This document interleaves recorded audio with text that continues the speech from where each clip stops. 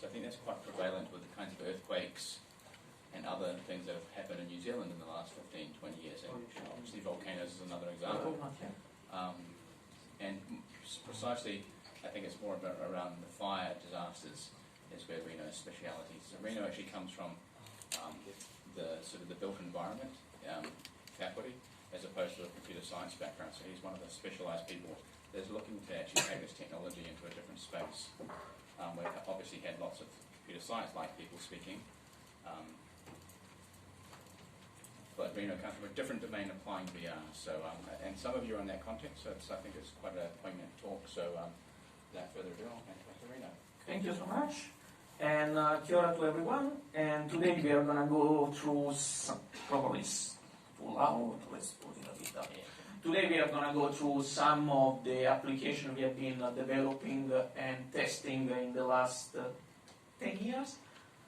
And I start with, I'm going to give a bit of background. I'm actually from a technical school where we study engineering, and I used to be a structural engineer for my master. That was my major, and then I got really fascinated by the math, but then I realized that the work out there was way too boring. So I decided to do something else, and I started seeing people were capable to simulate humans and how they run away from buildings. And I started thinking there would be something cool to do it. And so I started my PhD back in Italy. I remember probably 15 years ago, no, 10 years ago, probably 10 kilos ago as well.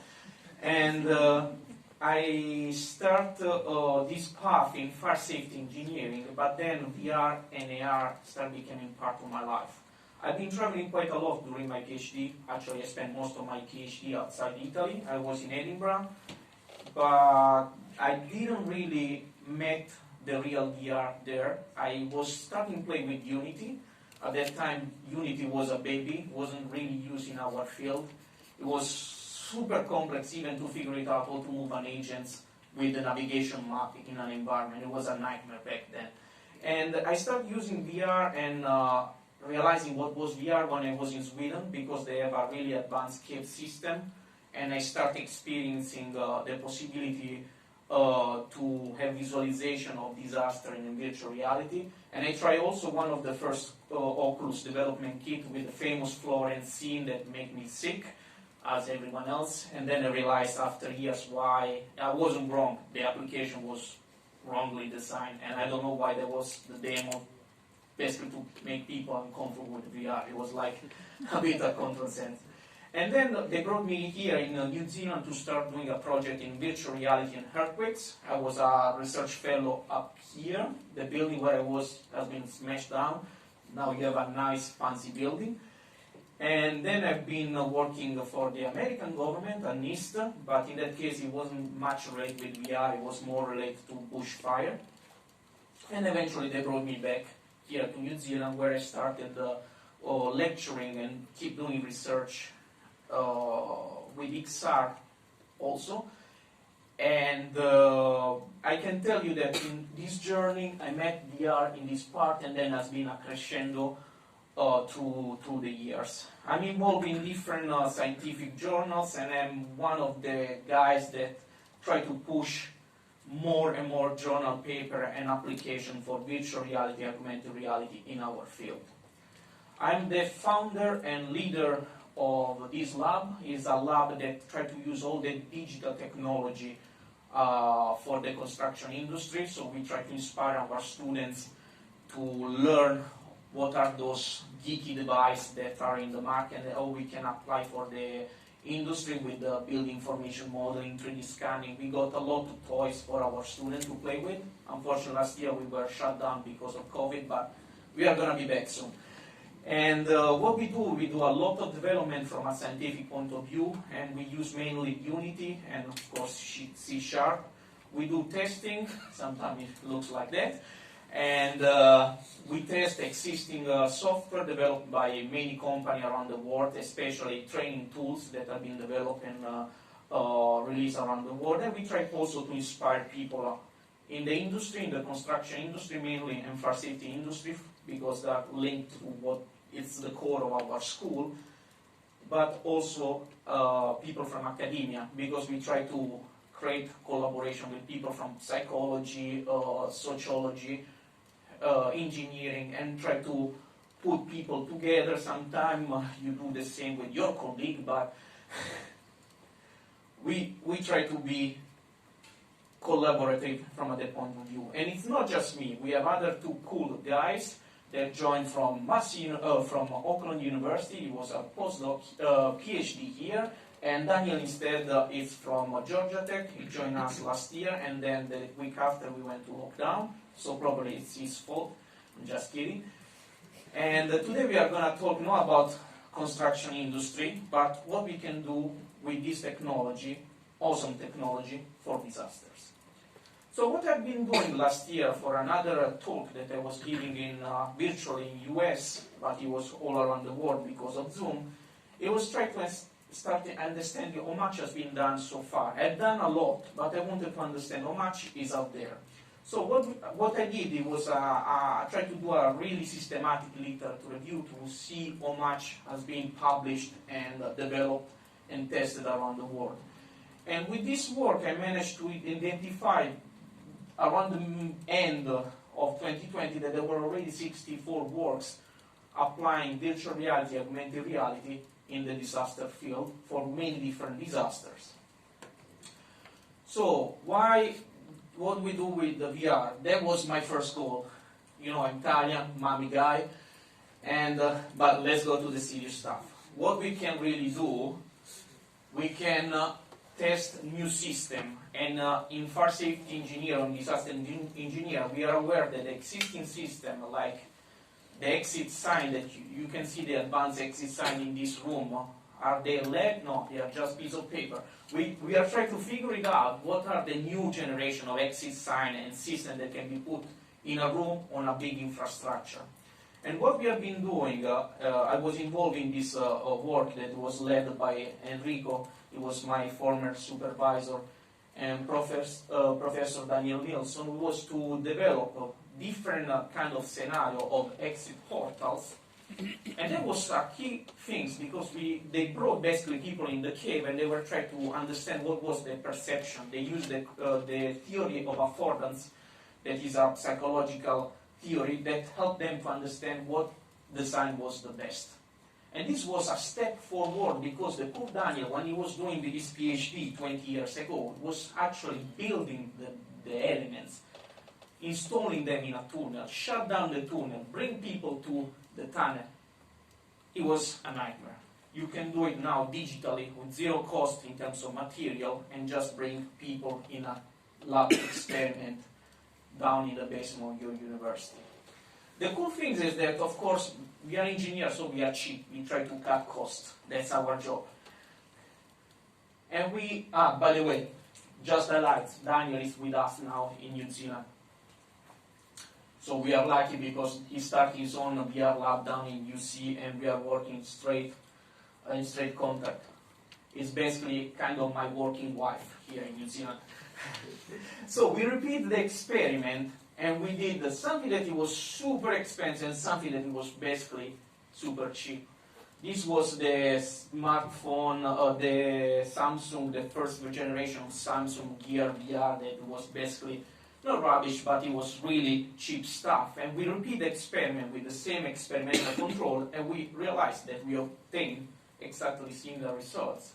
And this was another thing to tell people that, look, we did it in a fancy way, we did it in a cheap way. That means that we can probably start using it in the industry for designing and testing many new systems without having super fancy costs.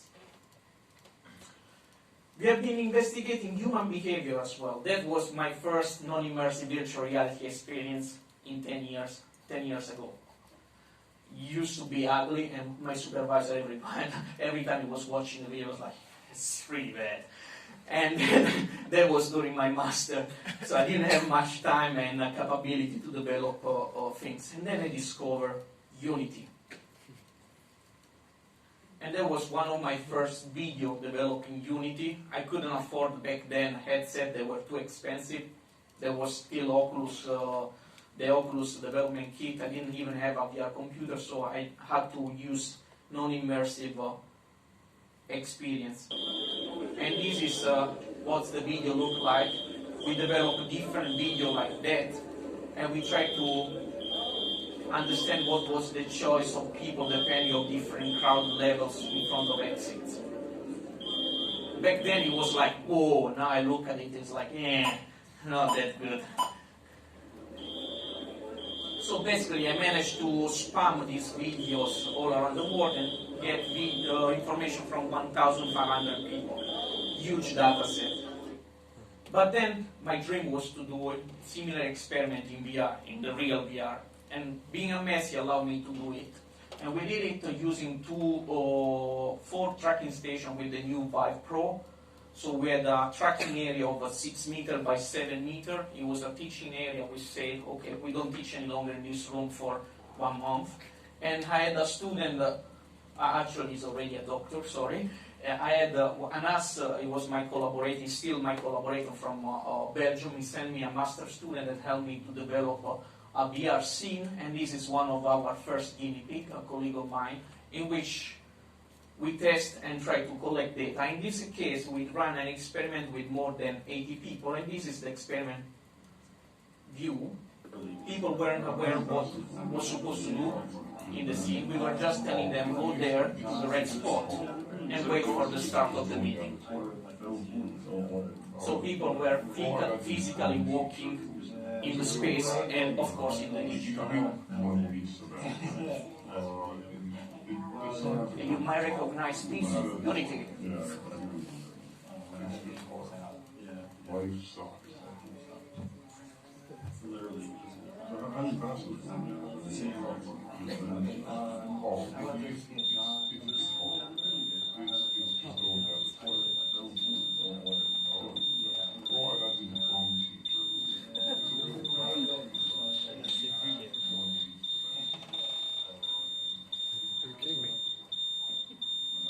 So, and we repeat the experiment. It was really things. Another thing that we did, and it was a disaster, we put EEG headset on people's heads.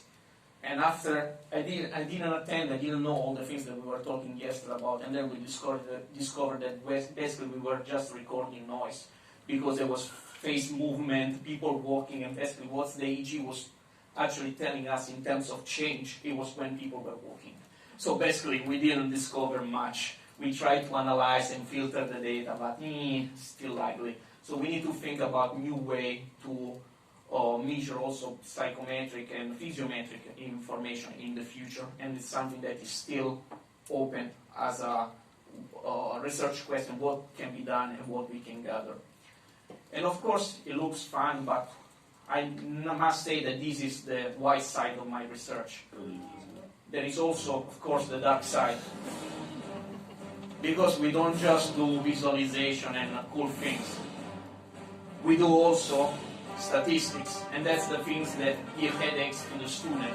And the funny things about this research that these students spend 3 months of developing and gathering data just to estimate 4 numbers. And she looked at me and was like, really? But those 4 numbers, I need to stop, otherwise the music is going to go over for the full day. And those 4 numbers are critical because those statistical models allow us to make prediction about what will be the choice made by people and what will be the choice made that people will make in the future if we have similar situation. Big question, ecological validity. How much we can trust this data? Because doing a choice in a VR experiment is not as the same like doing a choice in a real emergency. Another open question that we need to answer in the future, and we need more validation study, and probably physiometric and psychometric data will help us also to answer the question about the ecological validity of those experiments. We did another funny experiment. This was developed by this funny guy that came from Imperial College to work with us last year, and he was basically developing an experiment for testing how people were reacting to aggressor. So basically we made the people believe that everyone else in the scene were basically other participants in different other rooms, and then you will see that at some point we will have an aggressor getting in. But they weren't aware that that was the goal of the experiment. Hey everyone! That's right, fucking listen up! This was a replica of a real experiment. That's why I need to swear, because in the real experiment there was someone swearing. You understand? You came here with 40 quid, and if I touch you, you will leave with 5. Fight you, I'm going to touch you. And in reality, people were running away, just swinging their hands. That was the easiest way not to feel sick, running in a VR scenario. And they were standing in place. So basically what this experiment was, a replica of a real experiment, and now Alistair is completed the analysis to compare what was the reaction in a real experiment, in a physical experiment, in a virtual reality experiment. Hopefully by the end of the year we are going to have results published. The funny thing is that he was recording the voice of the aggressor here in Auckland, because he was developing here in a small flat, and he was basically swearing and shouting in front of a microphone, hoping that the police wouldn't show up. There is also the fine side of VR. This is instead one of my first training experience, development of the first training experience. It was done here in New Zealand. This is the Auckland City Hospital. This is the BIM of the hospital. And basically we managed, this was a project that was won by my ex-boss, Vicente Gonzalez, that he works upstairs somewhere here, unless he has changed office. And what we did, it was to develop a simulation of an earthquake for this building. And we had also some active system. We put down there a tool from America, really high technology, called Butt Kicker. And it's basically a device that is linked with the sound, and whenever there is low vibration of low frequencies, basically start vibrating, and it's basically used to, in the real world, to feel vibration of your couch when you're watching a video and there is a car. Americans buy those things. It was funny to discover it, but we reapply it for our experiment. So whenever there was an earthquake, basically the platform was shaking, and it was really making feel the earthquake there. And this is a small video about Auckland City experience. Hospital is the testing ground for the university's latest earthquake research project. We can adjust it if it's too loose or too tight. The virtual reality program rates how people react in quakes and aims to improve how we respond during an emergency. Newsroom tested out the program, which has had more than 200 people take part. Going through the doors. Then it's the escalator to go up the stairs. In the simulation, participants are asked to walk through the hospital. So, Instructions lead you to a room. got to go inside, and it's some kind of Please presentation. leave your items on the desk. And then the shaking begins. I've got my pen down. Oh, it's shaking. I can feel it shaking. Am I meant to crouch down? I'm going to crouch down. Oh, no, I'm standing back up. Oh, crouch down. Yeah, so the room's shaking. There's stuff falling off the wall, so I'm under the table. Looking around. I don't know where the other two people have gone. I can see someone else crouching at the other end of the table. Oh, the photocopy is exploding. The shaking sort of coming down. So it's died down now. I will check the situation outside. Later, I'll guide you out. When it stops, Someone's going to check. you then decide what to do. I'm going to get out from under the table. So the prototype was kind of cool for us, good enough. Of course, the guy has still the voice of Superman, but there are a lot of things that can be done to change and improve it, but that wasn't the goal. And there were a lot of challenges to have a BIM at that stage inside Unity. There was nothing like that developed by Unity at that stage. Now we have a lot of tools that are out of the shelf. And it was basically when the first time we put the building inside in Unity, and then we start playing it 4 frames per second. And we spend a week thinking like, what the hell, you're gonna solve this problem to push it up to 20. And there were a lot of fun challenges that we spent time thinking about it, because there wasn't much out there. But after the training, we saw that basically people were learning, but we didn't do any comparison in this tooling with other kind of a solution that we use for training. And this was the idea that we had I started Massey, try to use a fire extinguisher application. We didn't develop it. Now we have even our own Massey prototype. But in this case, we used something out of the shelf application from Canada.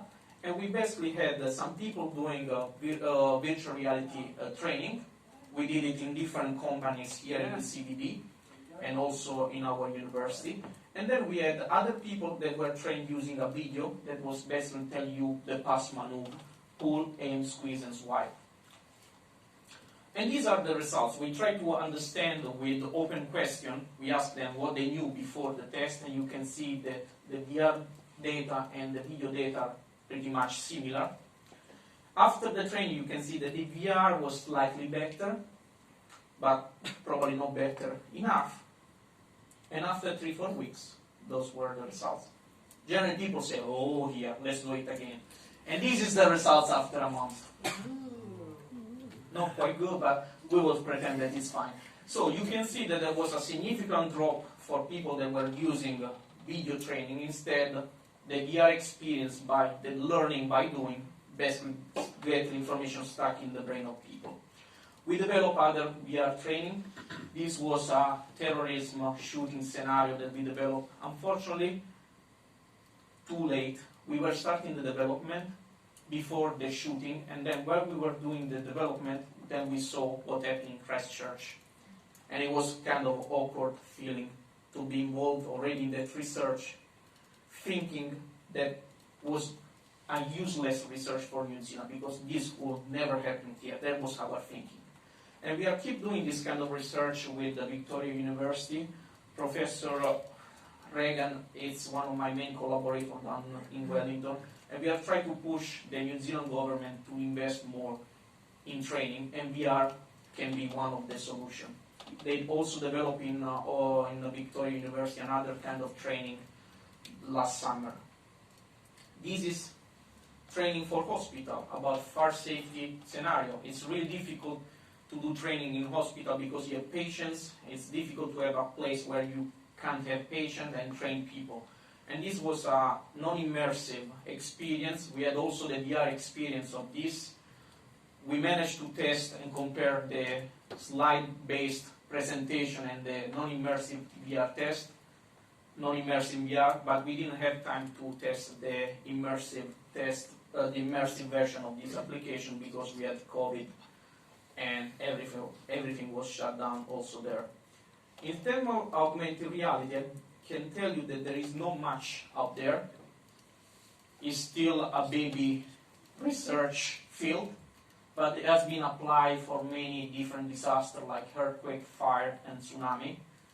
And my understanding and my perception is that we haven't done much because we didn't have enough good technology to do tracking and mapping of buildings and guide people towards building. We are getting there finally. And we can do much, much more, and that's one of the directions that I would like to take in the future. I'm putting here some reference that is going to give you more reference. Those are all the best literature review that are out there to give you an overview about using of XR for this kind of field. There are papers that were wrote here in New Zealand, others that were wrote in US and Europe. This was kind of half New Zealand. This is a new, nice paper from Delft University. So there is also a lot of there to read and learn and discover more about this awesome field.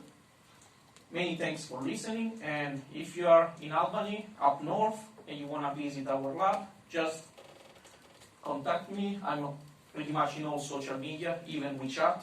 So just contact me and I will show you around and give you a bit of shaking experience. Thank you. We've got time for a few questions. Josh. How do you overcome difficulties when you can't use your fingers in VR? And how can you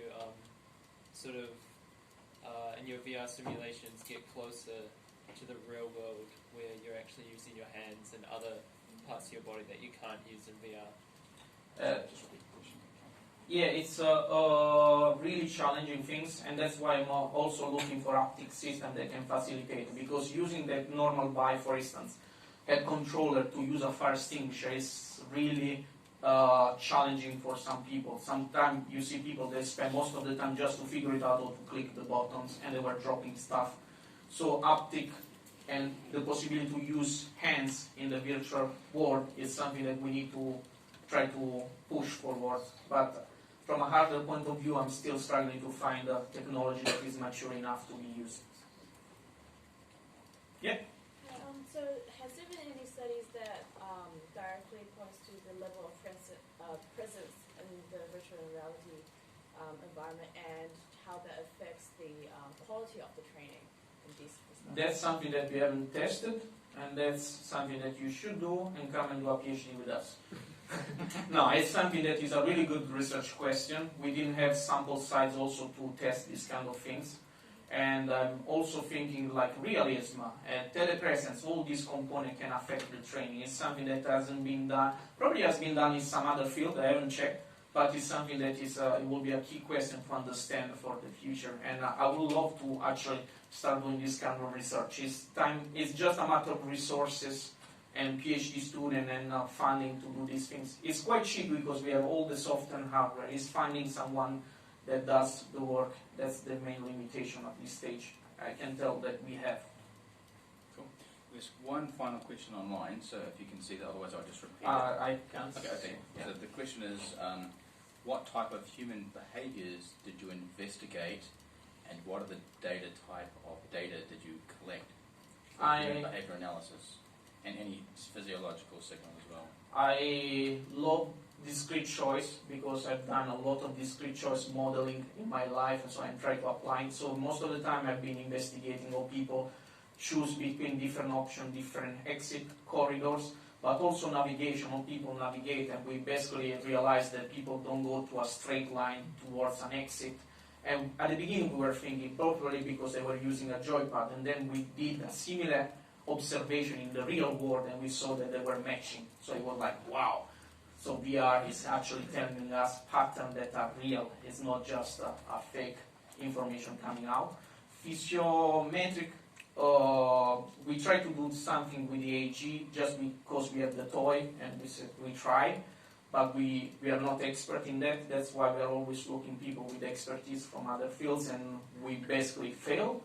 But that's research. You fail probably 60% of the time, 70% of the time, and then you use the 30% of the work that goes right to show off in a presentation like this. All right, on that note, I think we should thank Rino. He'll be here for the rest of the week, is that right? Today my last day. Okay. I have tried. That's okay. So if you want to see his demo, he'll be about this afternoon, so we can shake it up, right? Cool.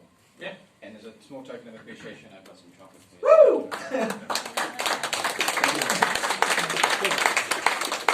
All right, coffee and tea is in the usual spot, and we'll rendezvous back at 11 a.m. for a keynote, and we'll introduce that then. Okay, see you soon.